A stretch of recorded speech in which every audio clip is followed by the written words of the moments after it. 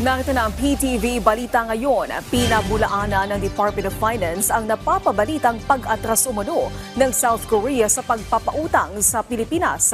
Ayon sa Department of Finance, walang 28 billion pesos na halaga ng official development assistance loan sa pagitan ng dalawang bansa.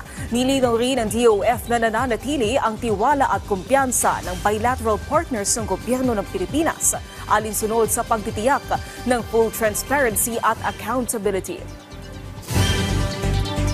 Nasa mahigit 50 contractors ang nagbigay ng donasyon sa mga tumakbo noong 2022 elections.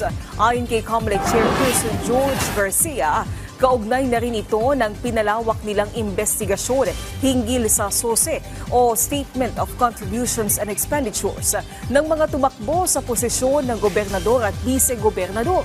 Dagdag pa ng opisyal, labag sa Omnibus Election Code ang pagdodonate ng mga contractor na may government projects, lalong-lalo na sa mga tumatakbo. Kapag napatunayan, posible silang makulong ng hanggang 6 na taon habang perpetual disqualification naman ang parusa sa mga kandidato. Sa ngayon, pinagpapaliwanag na ng COMELEC ang mga naturang contractor. Nanindigan si Pangulong Ferdinand R. Marcos Jr. na kailangan ng buwagin ang sistematikong korupsyon sa DPWH. Giit ng Pangulo, matagal nang may batas laban dito pero namumutawi pa rin ang mga iligal na transaksyon sa loob ng mahigit 20 taon. Aminado ang Pangulo na tila nagiging normal na ito at mariing tinututulan daw niya ito.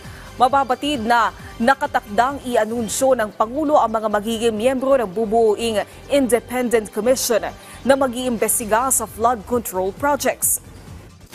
This has been going for 21 years, and that is why it's so deeply seated within the system.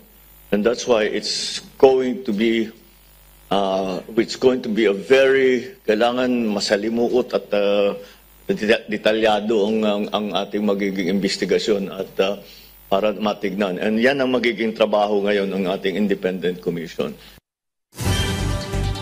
At yan ang mga balita sa oras na ito. Para sa iba pang update, i-follow at i-like kami sa aming social media sites sa @PTVPH. Ako po si Naomi Tiburcio para sa Pambansang TV sa Bagong Pilipinas.